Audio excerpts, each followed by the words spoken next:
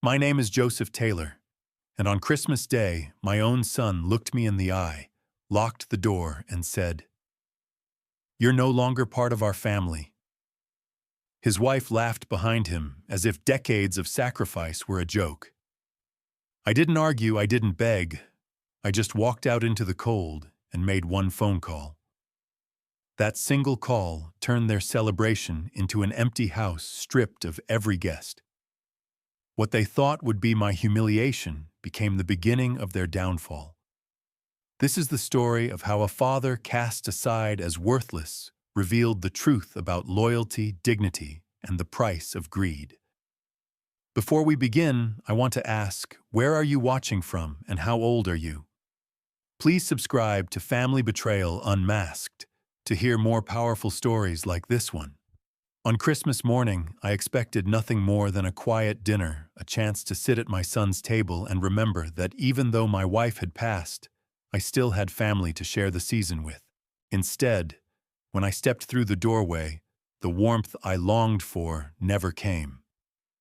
Cody stood in front of me, his hand gripping the doorframe as if he owned the house more than he owned his heart. His eyes, once full of boyhood pride when I taught him how to swing a hammer, now carried disdain sharper than any nail I had ever driven. "Dad," he said coldly, "you're no longer part of this family. Get out." The words cut deeper than any saw blade. Behind him, Bethany, my daughter-in-law, smirked, her manicured hand resting on Cody's shoulder, like she was proud of his cruelty.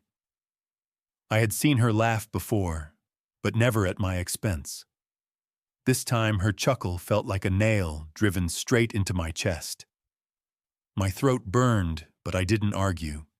At 70, I had worked too many double shifts, carried too many beams on my back, to waste strength on begging for dignity. I looked past Cody into the house. The Christmas tree glittered with lights, expensive ornaments dangling like trophies. Guests sat around the table, glasses of wine in hand, smiling politely, as if my humiliation was nothing more than an after-dinner show. My family photographs didn't hang on these walls. My memories had no place here anymore. For a long second, my hand lingered on the doorknob. I thought about the nights I stayed up late building Cody's science fair projects, the mornings I packed his lunch before leaving for the construction site the day I gave him my toolbox, and he told his friends, "My dad builds everything." Now that same boy had locked the door against me. I didn't shout, I didn't cry, I simply nodded. That small gesture seemed to confuse him, as if he expected me to plead for forgiveness. Without a word, I turned my boots crunching against the snow as I walked back to my old Honda parked by the curb. My breath fogged in the cold air, but my heart burned hotter than any furnace. The house behind me echoed with laughter. But it wasn't the laughter of joy, it was the hollow triumph of people who thought they had finally silenced me. I sat in the car, my hands trembling on the steering wheel. In that silence, a decision formed. I would not end my Christmas as the man they tried to make me pathetic, powerless, discarded. I reached into my pocket, pulled out my phone, and scrolled through the numbers. One call. That was all it would take. With a steadying breath, I pressed the button, my voice calm when the line connected. "It's Joseph," I said quietly. "I think you should know what's happening tonight." 5 minutes later, as I drove away from Cody's grand house, I pictured the scene I had left behind. Guests pushing back their chairs, coats pulled from racks, conversations cut short. I could almost hear Bethany's voice rising in confusion, Cody demanding answers. But all I knew was this: they would never forget the day they tried to erase me from their family and ended up sitting alone at their table. The next morning, I woke up with the echo of Cody's words still burning in my ears. I sat at my kitchen table, the worn wood scarred with decades of family dinners, homework assignments, and birthday cakes. Now it was just me, my coffee cooling in its cup, and the sound of silence pressing against the walls. When I closed my eyes, I could see his smirk. "Why can't you be like Peter?" he had asked loud enough for everyone to hear. He's a real man with real money. The words didn't just insult me, they rewrote the very story of my life. I had built my existence one nail, one beam, one concrete slab at a time. My body carried the record of those years, calloused hands, a back that groaned when I bent too far, scars that told stories no one else cared to hear. I worked 18-hour days when Cody was in college, skipping family holidays, taking on extra contracts, just so he could walk across that graduation stage debt-free. My sacrifices had bought him freedom, but in his eyes, they had bought me shame. He wasn't embarrassed when I fixed his first car with duct tape and sweat. He wasn't ashamed when I showed up at his baseball games in dusty work boots after a 12-hour shift. He wasn't ashamed the day I handed him my father's old toolbox for Christmas, and he ran around the house shouting, "My dad builds everything." That pride had once been my reward. Now it was erased, replaced by mockery. I set the coffee aside and rubbed my temples. What had Peter given him, really? A taste of luxury? Yes. The kind of house with marble floors and a wine cellar, the kind that made a man forget where he came from. Peter owned half of Denver's commercial district. I owned power tools and a modest house built on honest labor.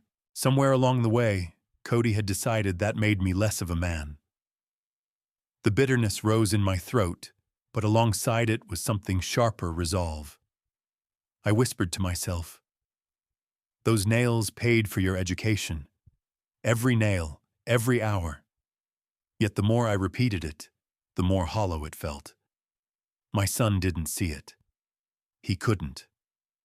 Or maybe he wouldn't. I looked at the pictures on my mantle. Cody's graduation, my wife smiling with pride before cancer took her, the Christmas when Cody was 10, and we strung popcorn on thread to decorate the tree. Each image was a reminder that I had once been enough for him. Now he wanted to erase that man, rewrite me into nothing. It hurt, but it also woke something inside me. If Cody wanted to measure my worth in dollars and marble tiles, then he had forgotten who I truly was. I wasn't just a builder of homes, I was a builder of plans, of foundations that lasted. And if my son thought he could stand me up as a prop for his ambition, he was about to discover how dangerous it was to underestimate the man who raised him. That night, I sat in my armchair staring at the ceiling, listening to the creaks of the old house. This home had been my fortress for decades. It was where Cody took his first steps, where I fixed leaky pipes at midnight, where his laughter once filled the rooms. Now it felt more like a museum of betrayals, each picture frame a reminder of how far he had drifted from me. The cruelest part wasn't his words. It was the way those words twisted my memories, turning them into weapons. I remembered the Christmas when Cody was 8, running down the stairs in his pajamas. I had saved for months to buy him a simple toolbox, the kind with a hammer, screwdriver, and a few wrenches. His eyes lit up as he shouted to his friends, "My dad builds everything." He was proud of me back then. Now that same toolbox would probably embarrass him if anyone saw it. I thought of his high school graduation. I had worked until 3 a.m. on a Henderson construction project, then driven straight to the ceremony in my stained work clothes. I was exhausted, smelling of sawdust and sweat, but I made it on time. When Cody hugged me afterward, he whispered, "Thanks for always being there for me, Dad." That hug had fueled me for years. Now he acted as if I had been an anchor holding him back. It felt like someone had taken all those precious moments and turned them inside out, showing me only the shadows. Instead of pride, there was shame. Instead of gratitude, there was resentment. How could the same boy who once clung to my hand now laugh at the man who raised him? As I brushed my teeth before bed, I caught my reflection in the mirror. For the first time, I truly looked my age, 70. Wrinkles lined my face like cracks in old plaster. My shoulders slumped from decades of hauling weight no man should carry alone. Yet behind the weariness was something else, a stubborn spark. Cody might see me as weak, but I knew the truth. I had built my life, my family, and even his future with these hands. That wasn't shame, it was survival. Lying in bed, I couldn't escape the echo of his laughter. Bethany's mocking giggle blended with his cutting words. Some people are meant for greater things. Greater things. What could be greater than sacrifice for family, than loyalty, than showing up even when it costs you everything? The house groaned with the winter cold. Snow tapped against the windows, each sound a reminder that the world outside was harsh, indifferent. But it was my son's indifference that stung the most. I pulled the blanket tighter and stared into the dark. Somewhere deep inside, I knew this was no ordinary quarrel. It wasn't just disappointment between father and son. It was a line drawn in the snow, a declaration that I was nothing in his eyes. But I also knew something else. A declaration can be answered, and mine would not be spoken with words, but with actions. I woke the next morning later than usual. The exhaustion of the previous day had settled deep in my bones, but what truly weighed me down were Cody's words replaying in my head like a broken record. I forced myself up, buttoned my flannel shirt, and shuffled to the kitchen for coffee. The bitter steam rose from the cup, but it didn't warm me the way it used to. Nothing did. When I stepped outside to grab the morning paper, the air was sharp Colorado winter at its peak. Snow coated the neighborhood in a fresh, deceptive purity. But something caught my eye. My mailbox, the same one I had installed 15 years ago, leaned at a strange angle. The door dangled open, bent like it had been struck. I crouched down, knees protesting the movement, and saw the truth. This wasn't an accident. Someone had taken a bat or a crowbar to it. The fresh scratches across the metal, the precise dents, this was no random prank. It was deliberate. My stomach tightened as I studied the footprints stamped into the snow. They were large size 10 or 11 adult boots. I followed the tracks a few feet, but they blended into the icy street. And then it clicked, the sound from the night before. That metallic scraping outside my window, the faint thud I had been too tired to investigate. I had dismissed it as nothing, but now I knew better. Someone had been out there in the cold darkness, tearing at my property like they were tearing at my dignity.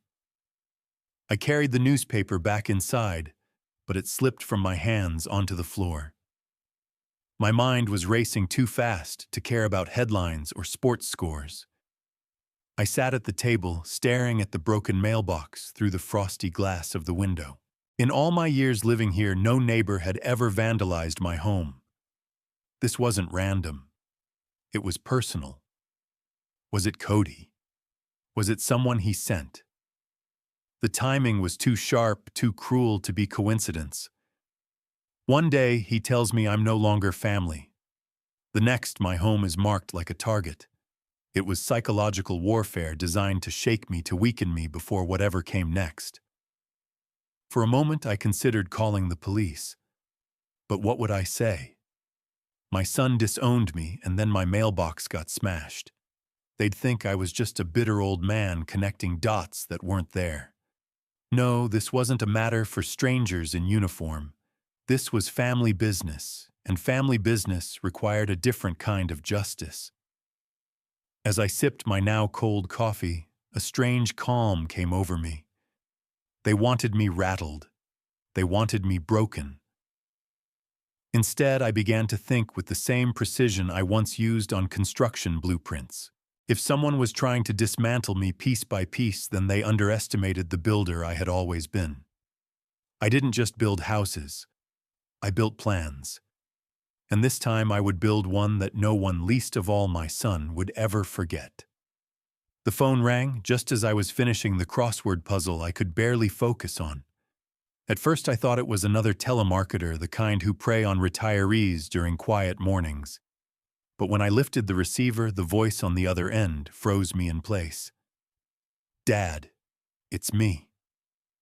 Cody's tone was smooth, almost sugary, the complete opposite of the cruelty I had endured the day before. That contrast alone set off alarms in my head. "I've been thinking about what happened," he continued, "and I realize I overreacted. I shouldn't have said those things. Bethany and I want you to join us for Christmas dinner tomorrow night at our place. It'll be just family, Beth's father, a few business partners, nothing big. We'd love for you to be there." His words flowed like a rehearsed speech, too polished to be sincere. My grip on the phone tightened. 40 years of fatherhood had taught me the difference between a genuine apology and a performance. This was no apology. Still a small part of me, the part that remembered holding him as a newborn, the part that once believed he would always be my pride, wanted to believe him. Against my better judgment, I asked, "You're sure about this?" "Of course," he said, laughter hiding at the edge of his voice. "And Dad wear that nice suit from Mom's funeral. First impressions matter to Peter's company." The line went quiet for a second. Then I heard muffled voices, faint but clear enough to make my blood run cold. He really believed it. Cody chuckled. Bethany's voice followed, amused and sharp. "Perfect. Peter will love it, his successful son-in-law next to a construction worker father.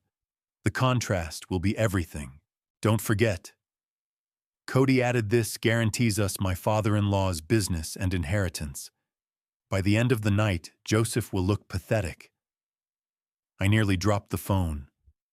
The truth slammed into me harder than Cody's rejection the day before. They weren't inviting me back out of love or regret. They were staging my humiliation, turning me into a prop for their performance in front of Peter Mills and his wealthy circle.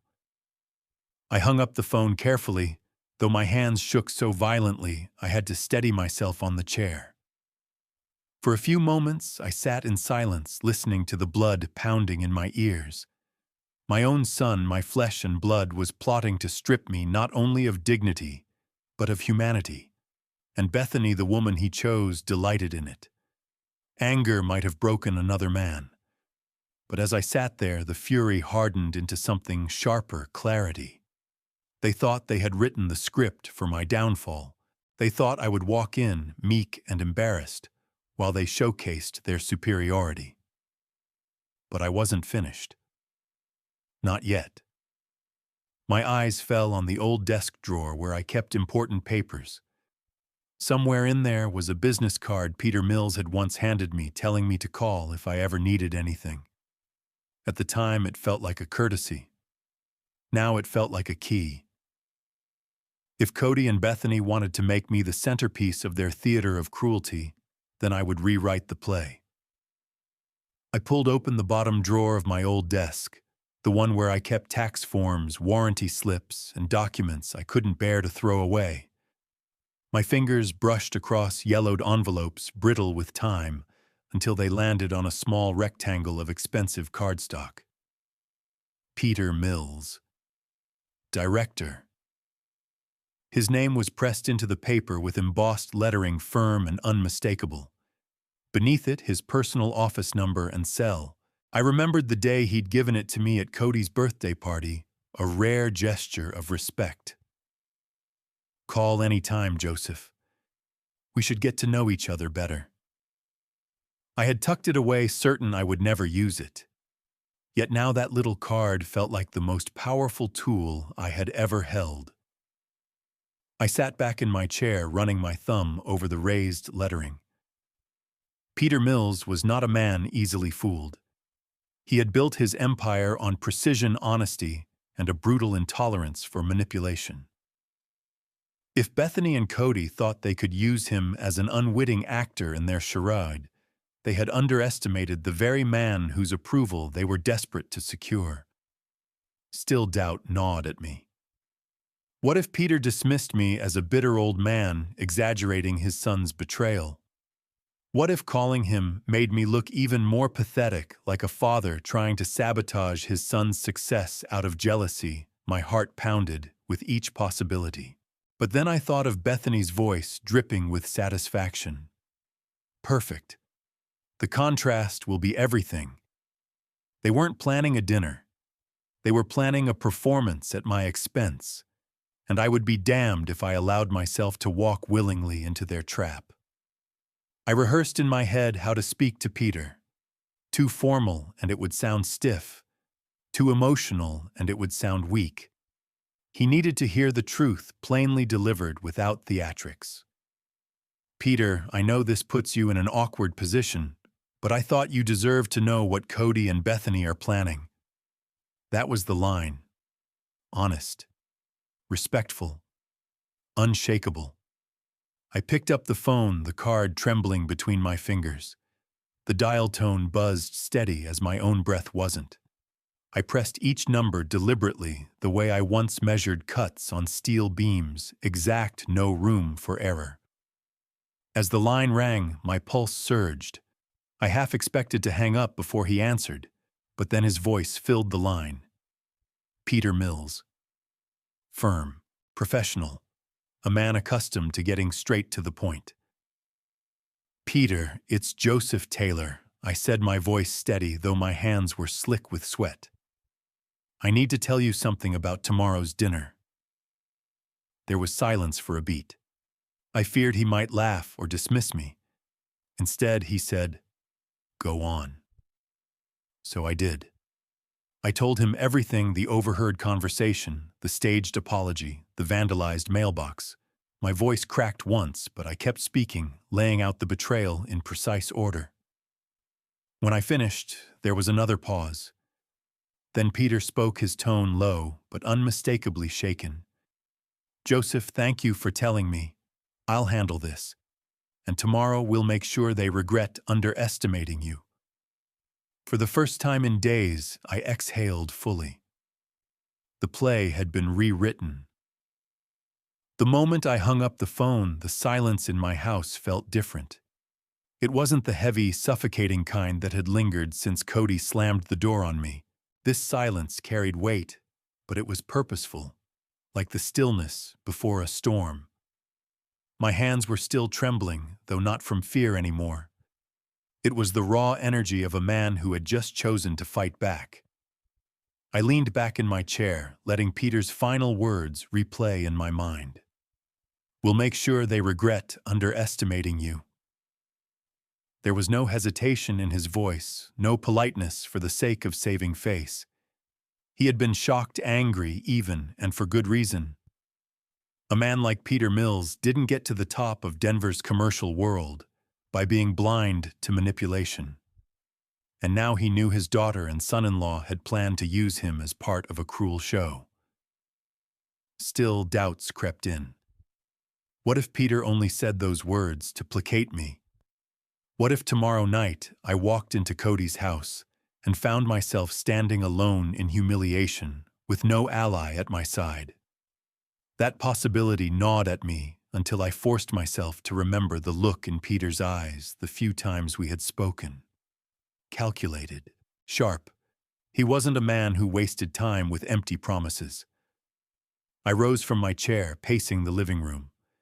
Every step echoed in the quiet, each creak of the floorboards, reminding me of the years I had lived in this house.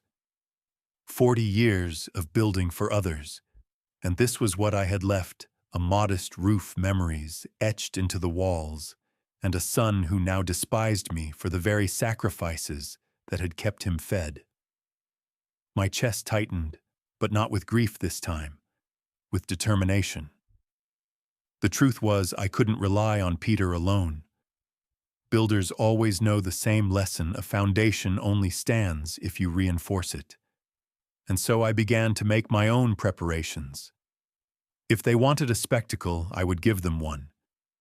Not the one they expected, but one they would never forget. I walked into the kitchen, opened the cabinets, and pulled out my wife's finest china untouched since her passing. I set them on the counter carefully, as though each plate carried her blessing. Next came the holiday tablecloth she had loved, embroidered with red stitching. Then I went to the freezer and pulled out the turkey I had been saving. By the time the evening was over, my kitchen looked like the beginning of a feast.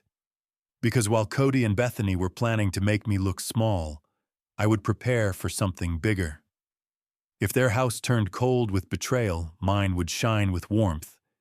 If their laughter was cruel, mine would be shared with people who valued character over show. As I stood there, apron around my waist and a knife in hand to chop onions, I realized something. This wasn't just about revenge. It was about reclaiming the dignity they tried to strip from me. Tomorrow would not be their performance. It would be mine. By the time the sun began to set that evening, my kitchen looked like a construction site. But instead of lumber and nails, it was covered with pots, pans, and the familiar tools of my wife's holiday meals. I hadn't cooked like this since she passed. For years, it felt too painful, as though turning on the oven without her humming nearby would only magnify the emptiness. But now it wasn't sorrow that moved me. It was purpose. I laid out the bird, a 20-pound turkey I had kept in the freezer. As I rubbed herbs into its skin, the smell of rosemary and thyme filled the room, reminding me of Christmases long gone when Cody used to sneak into the kitchen and ask if he could test the stuffing.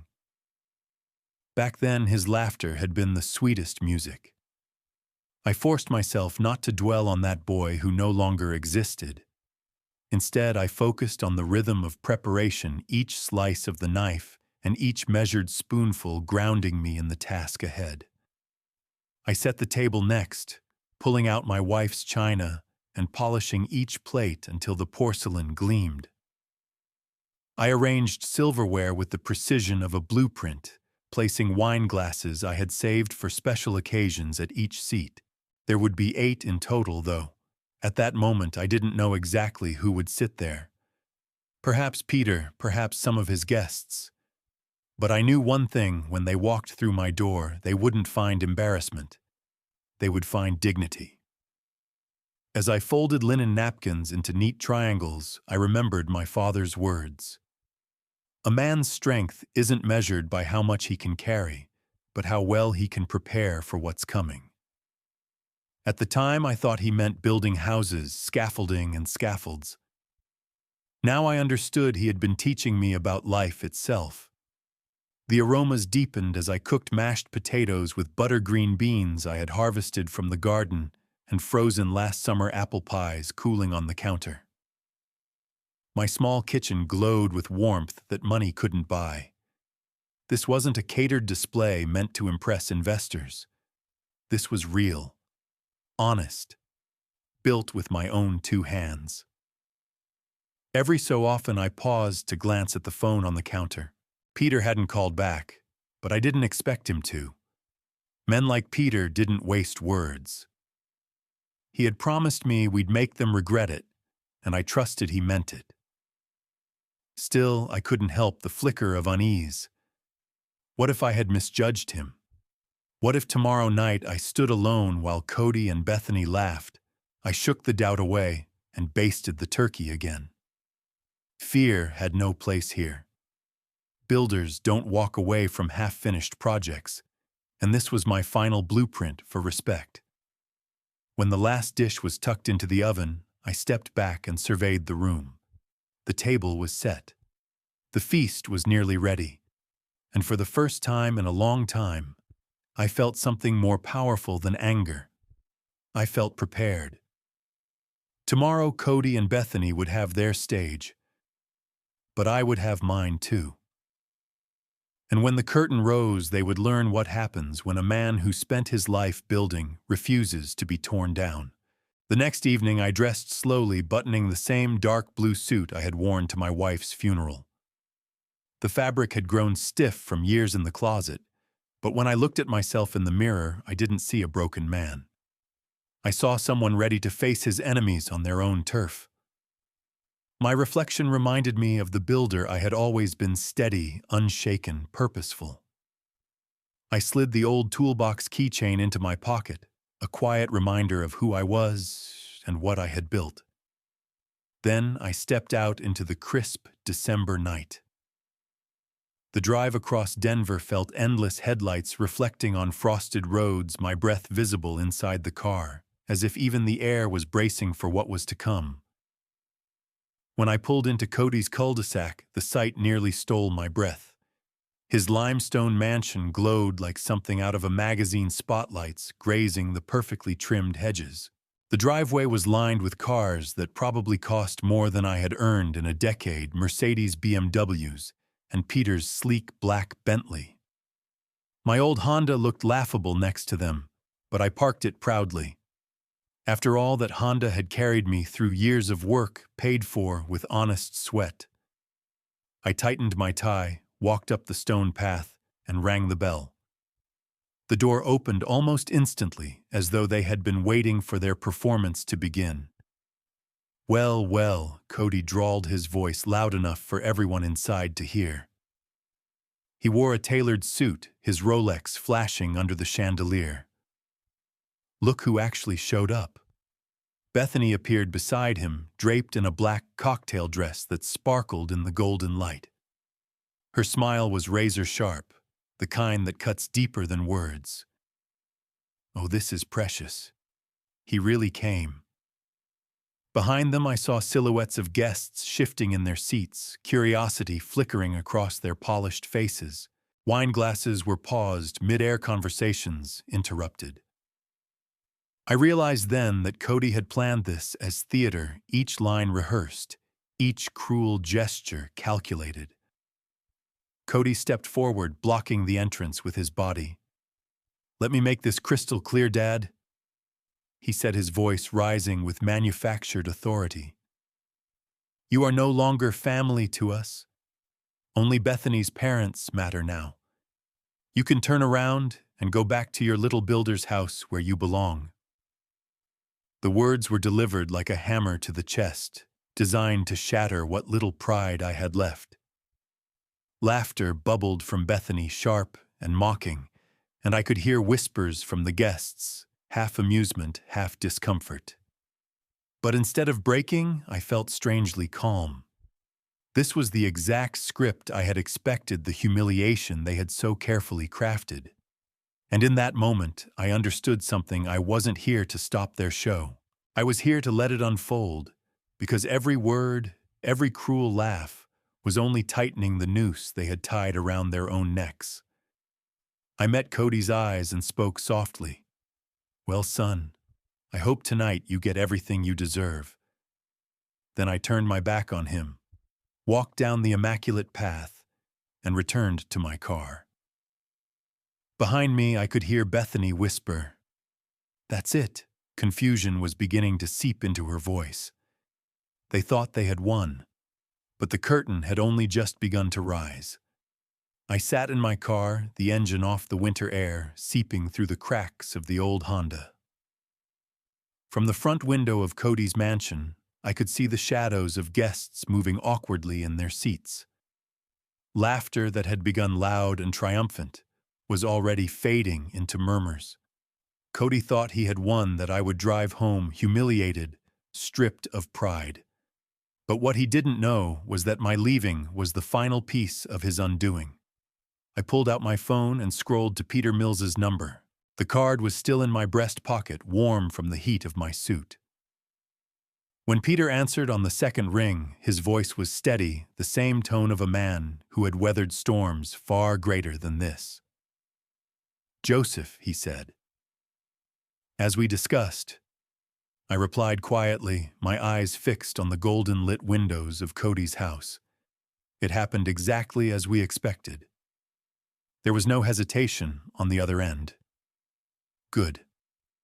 Leave the rest to me." I slipped the phone back into my pocket and leaned against the headrest, my breath fogging the glass.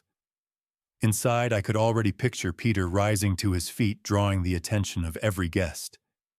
He would not shout. He wouldn't need to. His voice carried the weight of authority, the kind that didn't demand respect, but commanded it. Through the window, I saw Cody lift a glass of wine, his smile wide as if he believed he had secured Peter's approval. Bethany leaned against him, her laugh bubbling like champagne, certain they had humiliated me beyond repair. They didn't notice the shift in the room. They didn't see the way guests' faces were beginning to change, curiosity replaced by unease, smiles slipping into silence. Peter's figure moved into view, tall, deliberate. He raised his glass, and though I couldn't hear his words from the car, I didn't need to. I knew the speech he had prepared, the one we had spoken about on the phone. Words about loyalty, about dignity, about the true measure of family. And I knew the moment Cody realized the performance had backfired. His posture faltered, Bethany's smirk stiffened, and the room grew still. I watched as chairs scraped against the floor, guests rising one by one. The elegant party they had staged was unraveling in front of them, the exodus led by the very man they had hoped to impress. Their golden evening was crumbling into ashes, and they couldn't stop it. A strange peace settled over me. For the first time in years, I didn't feel like the weaker man in the room. I didn't need wealth or marble floors to prove my worth. All I needed was the truth and the patience to let my son and his wife hang themselves with their own rope. As I started the engine, I caught one last glimpse of Cody's bewildered face through the frosted glass. He looked small, like a boy caught lying for the first time, stripped of the arrogance that had defined him. The trap was sprung. The builder had not been broken, and tomorrow the true rebuilding would begin. The night air was sharp. As I pulled my Honda away from Cody's house, the sound of tires crunching snow, almost ceremonial. But what struck me most wasn't the silence inside my car. It was the reflection in my rearview mirror. Headlights. One, then two, then a string of them forming a glowing line behind me. Mercedes, Bentleys, BMWs, vehicles worth more than my entire house were following the beat-up Honda of a 70-year-old builder. At first, I thought it was coincidence that maybe the guests were simply leaving the party early. But then I saw Peter's sleek black Bentley slide in right behind me, his presence unmistakable. The rest followed like a parade, not toward the city or another glittering estate, but toward my modest neighborhood, where porches leaned a little and paint peeled from shutters.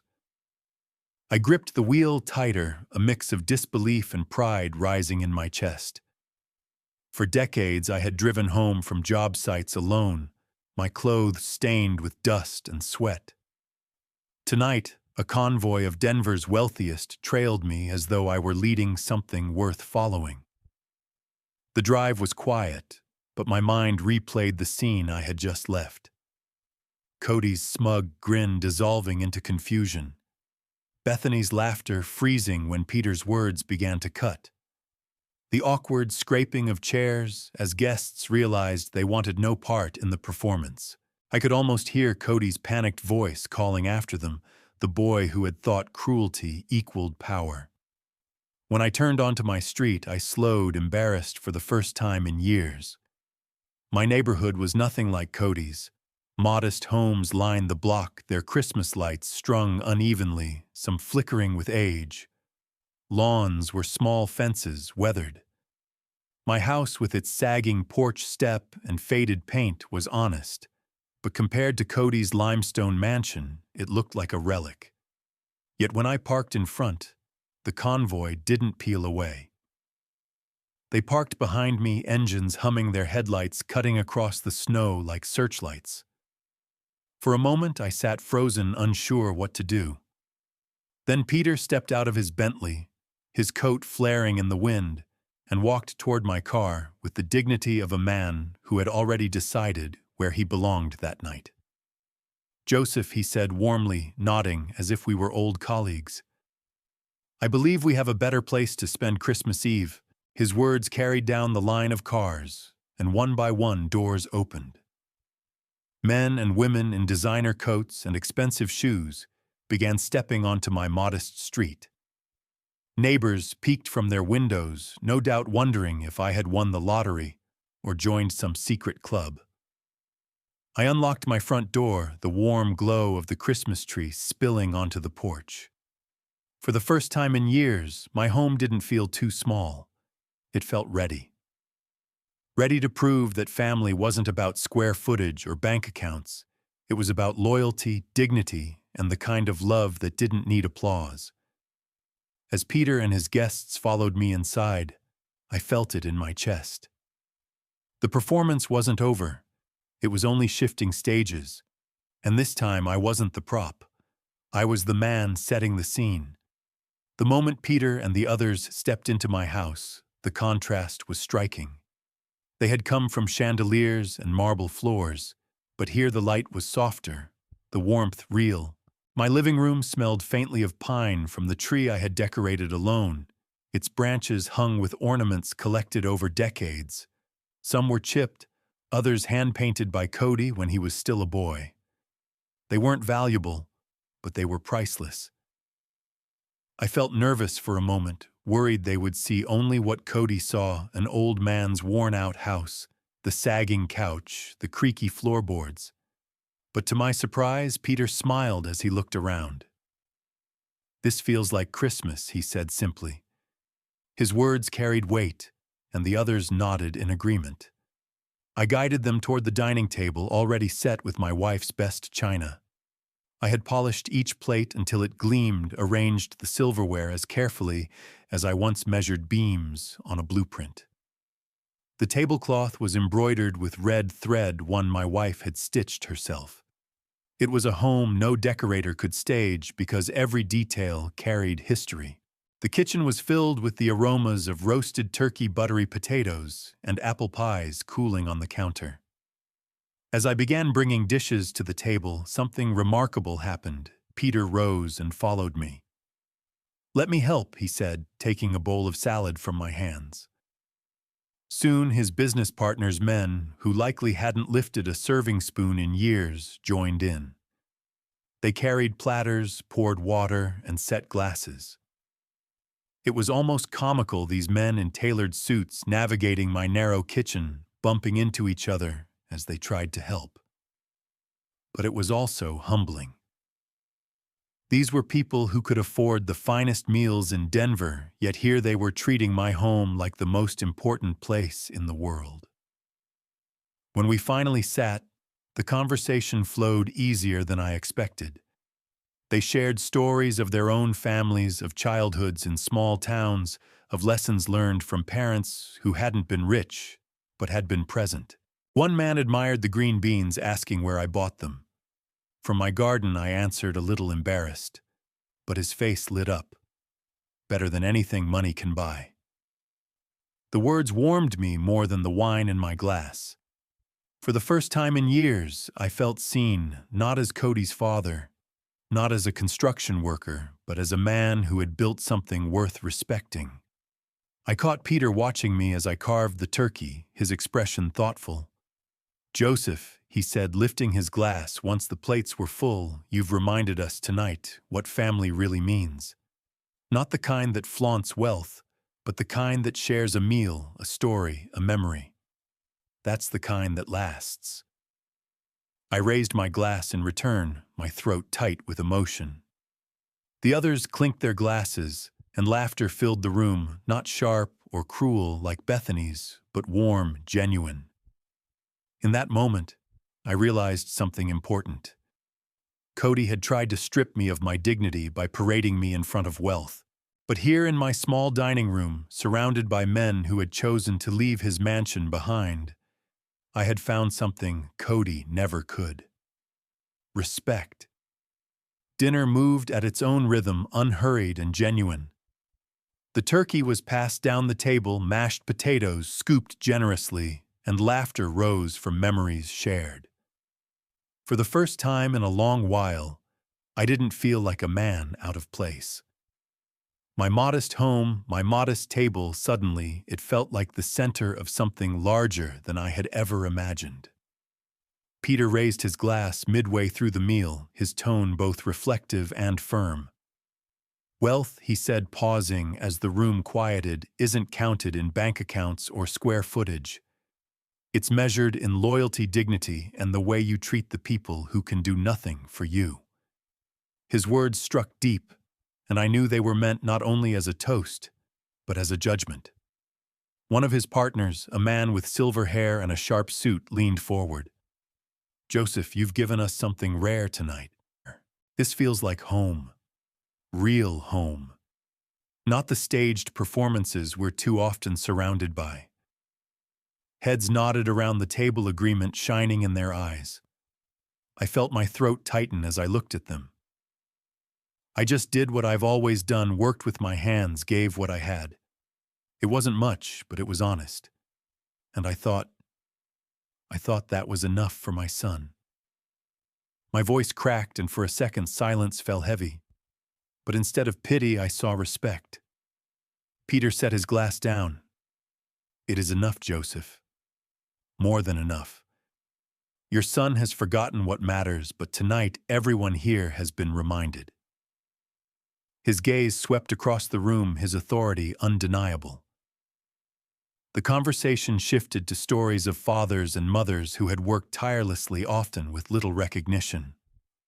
One guest recalled his father driving trucks through snowstorms just to keep food on the table. Another spoke of his mother who sewed clothes late into the night. Each story echoed my own sacrifices, each one proof that true success isn't built on wealth, but on character.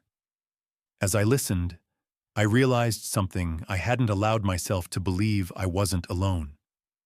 There were others who had lived my life in different forms, others who understood what it meant to give everything for family, only to be dismissed once success came.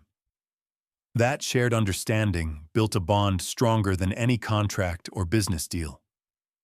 When dessert was served, Peter lifted his glass once more. "Tonight I want us to remember one truth. Family is not always the one we are born into. It's the one we choose, the people who stand with us when others turn away." His eyes met mine, steady and resolute. "And Joseph, you've reminded us of that truth." The guests clinked their glasses together, the sound ringing through the room like a promise. I raised mine slowly, the weight of the moment pressing into me. My son had cast me aside, but here I sat, surrounded by men who valued me more than he ever had. The irony wasn't lost on me. Cody had tried to show Peter that I was worthless. Instead, he had shown Peter and all his guests that I was the man worth following. The night had grown warm inside my little house. Laughter, the clink of glasses, and the aroma of apple pie created a cocoon against the cold world outside. For a moment, I allowed myself to forget the bitterness, to believe that Christmas might still carry the promise of peace. Then the front door crashed open. Cody stormed into the room like a soldier marching into battle, Bethany close behind him. His suit was wrinkled now, his hair out of place, his face flushed with anger. Bethany's eyes were wild, rimmed with tears of humiliation, though her lips still curled into that mocking smile. "How dare you?" Cody shouted, his voice cracking under the strain. "How dare you steal our guests?" The room froze. Glasses lowered. Forks stilled. The wealthy men and women who had been laughing moments earlier now turned in their seats, staring at the spectacle before them. I remained seated at the head of the table, my glass still in hand. I did not rise, did not flinch. "I didn't steal anyone," I replied calmly, my voice steady as stone. I simply offered them a place where they would be welcomed, not used as props. "You manipulated them," Bethany screeched, pointing her manicured finger at me like I was on trial. "You spun some sob story, played the poor old man act, and turned them against us." One of Peter's partners, a man who had eaten quietly until then, cleared his throat. His voice was level, diplomatic, but carried authority. "No, Mrs. Taylor. We left because of the toast your father gave about family values. It was more honest than anything we heard at your house." Bethany's face blanched. Cody's jaw tightened, his eyes darting desperately to Peter, who sat across from me, his expression unreadable but heavy with disappointment. "He's lying to you," Cody yelled, his voice breaking. "He's just bitter jealous that I've surpassed him. He sabotaged our dinner because he can't stand that I've built something greater than he ever could." Peter finally rose, the scrape of his chair against the floor loud in the silence. His height and composure commanded the room instantly. "Greater," he repeated, his voice like a blade. "Is that what you call planning to humiliate your own father to impress me?" Cody's face fell. Bethany rushed to Peter's side, clutching at his sleeve. "Daddy, please, you don't understand. We only wanted to show you how much we love you, how committed we are." Peter's eyes hardened, his voice colder than I had ever heard. "By orchestrating a public humiliation, by treating Joseph as entertainment." The guests shifted in their seats, whispers of disgust breaking the silence. Some shook their heads, others looked away, unwilling to witness further disgrace. I set my glass down and finally stood. My knees were steady, my voice firm. "Cody, Bethany, you thought tonight would be your triumph, but the only thing you've revealed is yourselves." Cody's eyes burned with fury. "You ruined everything. Do you even realize what this cost us?" "No," I said quietly, shaking my head. "You ruined yourselves. I only made sure the consequences found you." The weight of the words hung heavy in the air, and for the first time my son had nothing to say. Cody stood in the center of my dining room. His fists clenched, his face pale beneath the anger burning in his eyes. Bethany clung to his arm, mascara streaking down her cheeks, her voice high and desperate. "Daddy, please don't listen to him. This is all Joseph's fault. He twisted everything. He turned you against us." Peter's expression didn't change. He regarded them both with the cold, assessing stare of a man who had spent his life building empires and dismantling liars. "No," he said flatly, his voice cutting through the tension like a hammer through glass. "Joseph told me the truth, something the two of you seem incapable of doing." Bethany gasped as though struck. Cody's shoulders sagged, but then he straightened, trying once more to salvage pride. "You can't do this. I'm your son-in-law. I've worked for you, built for you." "Built," Peter interrupted, his tone edged with disdain. "You've built nothing. You've leeched, manipulated, tried to climb on the back of a man who sacrificed everything for you and then cast him aside like a worn tool. That isn't building. That's rotting." The guests around the table exchanged glances, their disgust plain.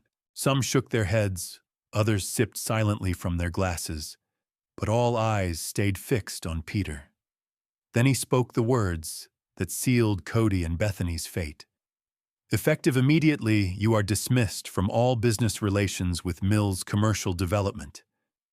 You will no longer have access to company resources, contacts, or contracts. It's over." Cody staggered as though the floor had shifted beneath him. His lips parted, but no words came out. Bethany shrieked, clutching at her father's sleeve. "You can't! I'm your daughter! You can't cut me out!"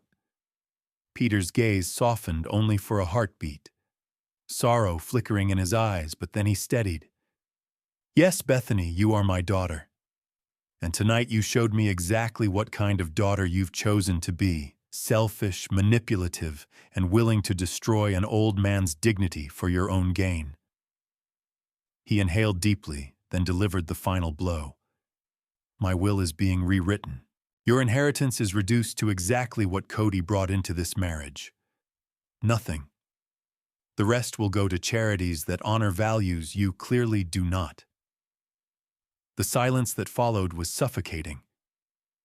Bethany's sobs filled it raw and piercing while Cody stood frozen, his face drained of color.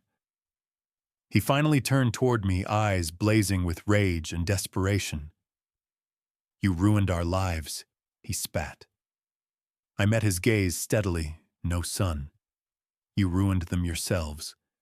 I just refused to let you ruin me along the way." For a moment, no one moved. Then Peter placed a hand on my shoulder, grounding me in the storm. "Joseph, tonight you reminded us all what true wealth is, and it has nothing to do with money. Around the table, glasses were lifted in quiet agreement. Respect, something I thought I had lost forever, was given back to me heavier and more meaningful than gold.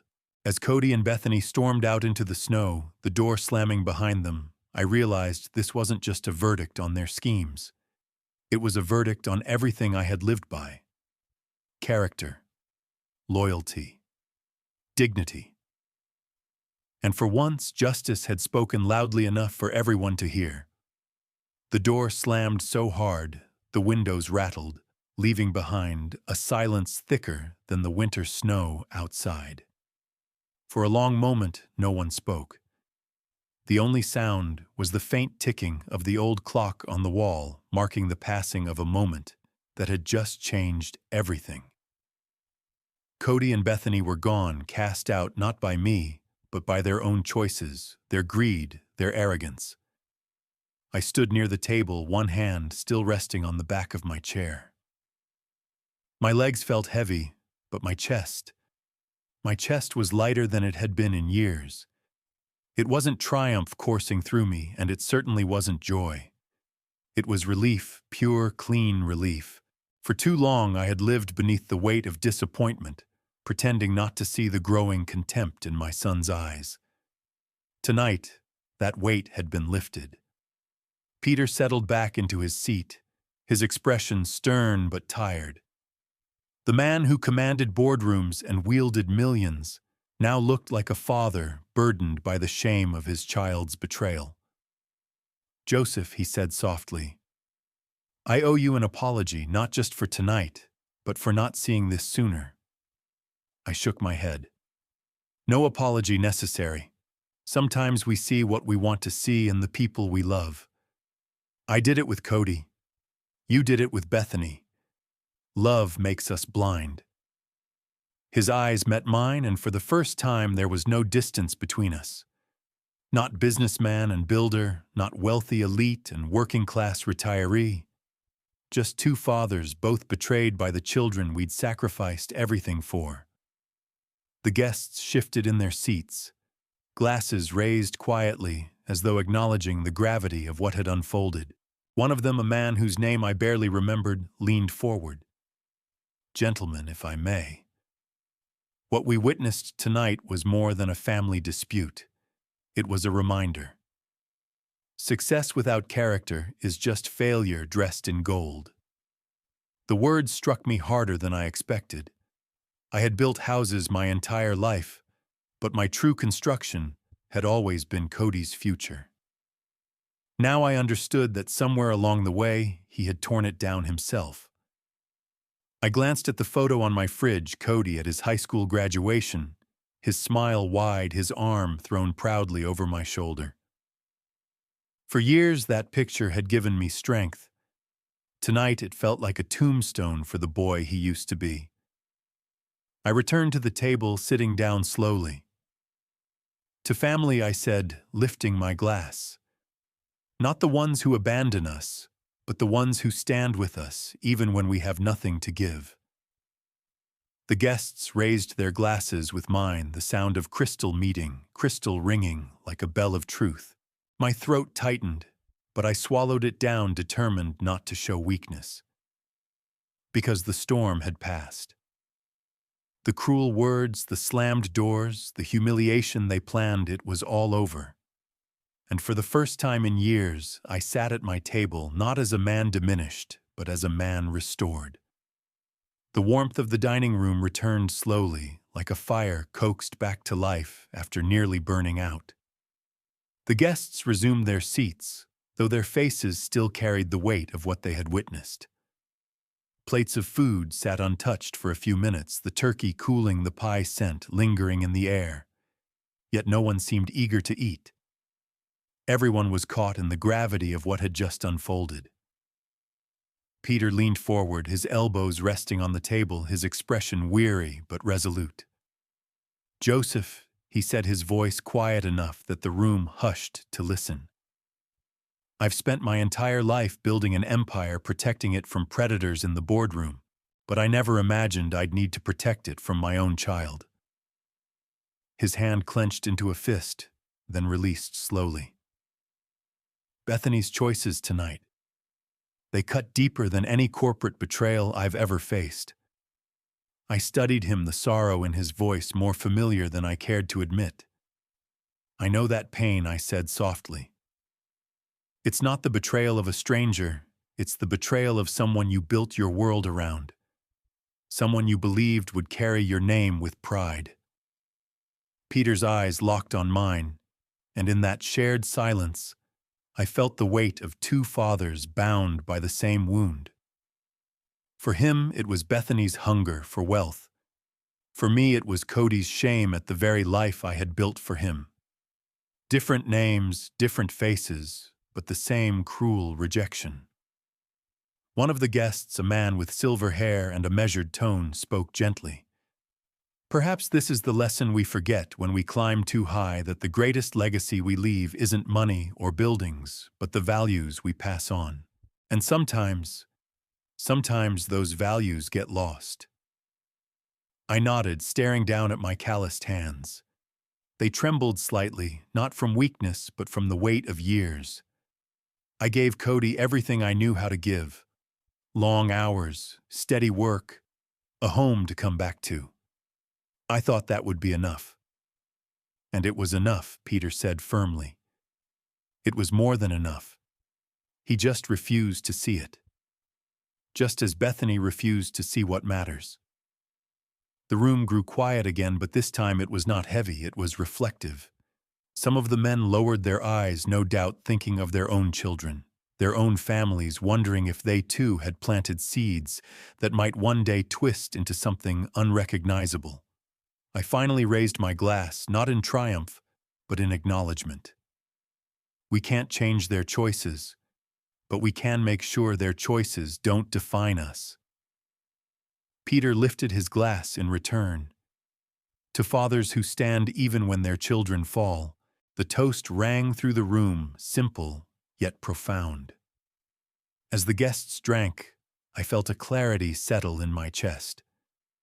Cody might have cast me aside, but tonight had proven something vital. I was not the failure he painted me to be. I was still a father, still a builder. And my worth would never again be measured by the shallow scales of his ambition. By the time dessert plates were cleared, the tension in the room had softened into something almost sacred. My modest dining room glowed in the amber light of the Christmas tree shadows, dancing gently across the walls. For the first time in a long while, I didn't feel like a man standing on trial.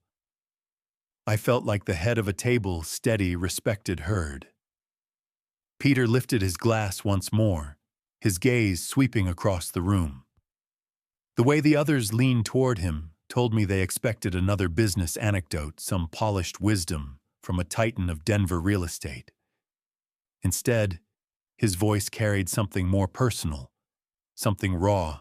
"Tonight has reminded me," he began, "that wealth without loyalty is just a hollow shell. That family without integrity is no family at all. Too often we mistake success for status or love for performance. But here," he gestured to the table, the tree, the meal spread out before us. "I've seen what endures: simplicity, sacrifice, and dignity." The guests murmured in agreement.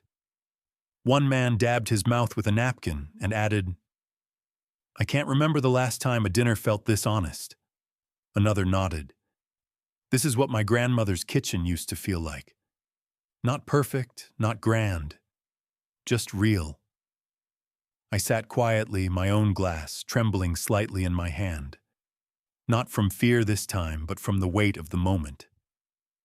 For decades, my son had been my mirror, his pride or shame reflecting my worth back at me. Tonight, that mirror had shattered. And in its place, I saw myself clearly for the first time in years. I cleared my throat, standing slowly.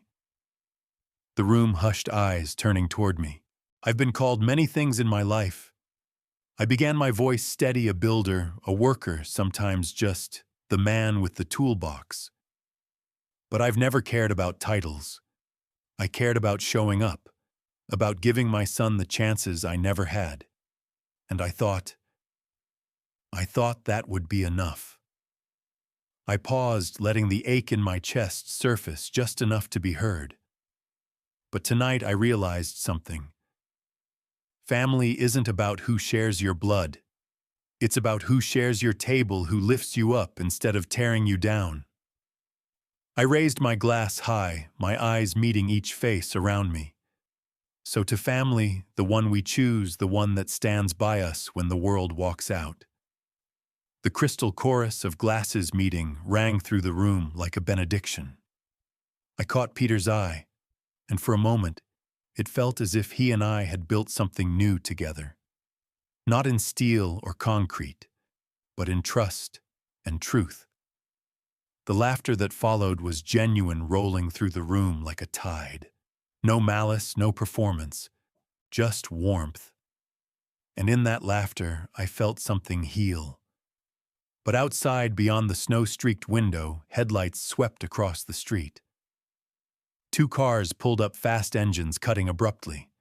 My heart sank. I knew those silhouettes even before the door opened. The storm wasn't done.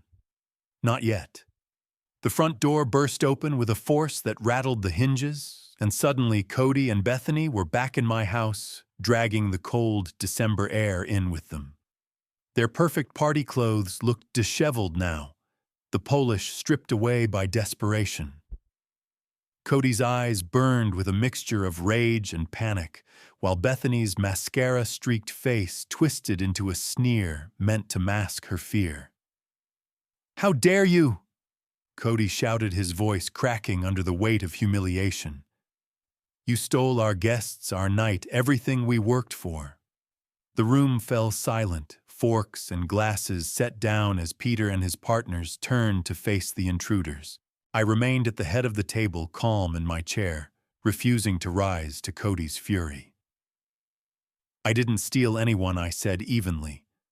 "I offered them a seat at a table where they'd be respected, not used." Bethany's voice screeched over mine. "You manipulated them. You made them pity you with your poor old man act." She turned to her father, clutching his sleeve. "Daddy, you can't believe this. He's twisting everything." Peter stood, his towering presence enough to silence even her shrill pleas. "Enough," he said sharply. His voice cut through the room like a gavel. "I heard your plan with my own ears, Bethany. I know what you intended for Joseph tonight, and I will not allow you to insult him any further." The color drained from her face, but Cody pressed on, desperation spilling from him. "Peter, listen, he's lying. Joseph is just bitter. He can't stand that I'm more successful than he ever was. He poisoned you against us." Peter's jaw tightened, his voice rising with finality. "Joseph told me the truth, Cody. The kind of truth you've never had the courage to face. You built nothing. You've only torn down the very man who sacrificed his life to build yours." Gasps and whispers rippled across the table. One of Peter's business partners muttered under his breath, "Disgraceful," shaking his head at Cody. I finally stood steady despite the pounding in my chest. "Cody," I said softly, my voice carrying across the room, "I worked my whole life so you wouldn't have to struggle the way I did. And tonight you tried to use my love for you as a weapon against me. That wasn't just cruel, it was unforgivable." Cody's eyes filled with something I hadn't seen in years, fear. His mouth opened, but no words came. Bethany, still clinging to her father, began to cry, her sobs echoing in the room she had tried to turn into a stage. Peter delivered the verdict like a builder setting the final brick. "Cody, Bethany, as of tonight, you are cut off from my company, from my estate, from any future I had considered giving you. Whatever dreams you thought you had, they end here." Bethany collapsed into a chair, weeping. Cody stared at me, his lips trembling. "You ruined us," he whispered. I shook my head slowly. "No, son. You ruined yourselves." The silence that followed was absolute, and in that silence the truth finally settled, unshakable and undeniable. The door slammed once more this time, carrying a finality that even Cody's rage couldn't undo. Snowflakes drifted in through the brief opening, then settled quietly on the floorboards before melting into nothing. For a moment no one moved. The storm had passed, leaving only its aftermath. I sank back into my chair, my hands resting on the table, and exhaled deeply. My body trembled not from fear, but from the release of years of weight I had carried. I had always feared losing my son, but now I understood that I had already lost him long ago, piece by piece, to greed, envy, and pride. Tonight only made it official. Peter remained standing, his face somber. He looked at me, then at the guests still gathered around the table. "This evening was not easy," he said slowly, "but it was necessary. Joseph reminded us all that the worth of a man is not measured in the wealth he leaves behind, but in the values he lives by." His words settled over the room like snow, soft but undeniable. The guests lifted their glasses again, and I did the same, though my throat tightened as I spoke. "To family," I said quietly, "not the one that abandons us, but the one we choose, the one that stands beside us even when the world falls apart." The sound of crystal touching crystal rang sharp and clear, and for the first time in years I felt whole.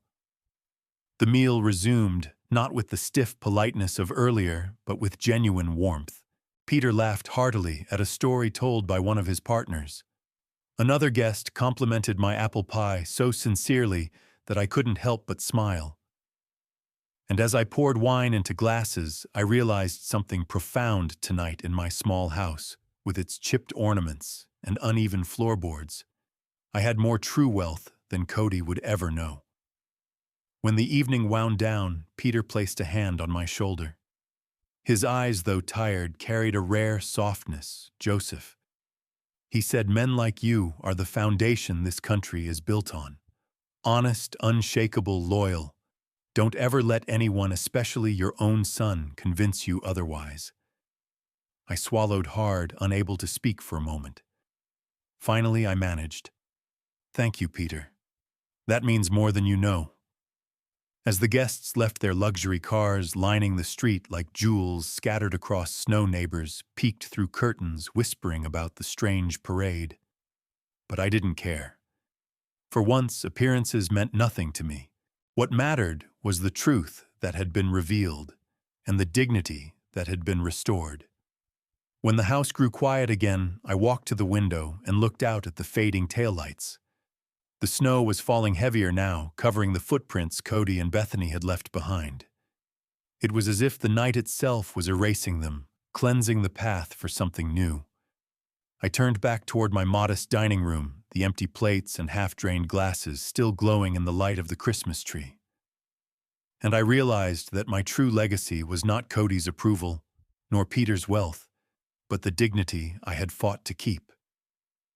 And that I thought, with a quiet smile, was something no betrayal could ever take from me. That night taught me a lesson I should have learned long ago. Money can buy a mansion, a Rolex, or a seat at a lavish table, but it cannot buy character, loyalty, or respect. My son thought he had risen above me because he lived among marble floors and expensive wine, yet when the moment of truth came, those walls couldn't hold his lies. They crumbled, leaving him exposed for who he truly was. I won't pretend it didn't hurt. No parent dreams of watching their child choose greed over love, pride over gratitude. But sometimes pain clears the fog. Cody believed he had taken everything from me, my dignity, my place in his life, my worth. Instead, he reminded me of what could never be stolen, the values I built my life upon. Hard work, integrity, the quiet strength to stand even when abandoned. So if you're listening tonight, and you've ever been dismissed, overlooked, or humiliated by those who should have loved you most, Remember this, your worth isn't measured by their blindness. It's measured by the life you've built and the truth you carry. Tell me, have you ever faced betrayal from your own family, and how did you find the strength to stand? Share your story in the comments. If this one touched you, please like, subscribe, and share. Remember, wealth fades, but dignity endures. Thank you for listening.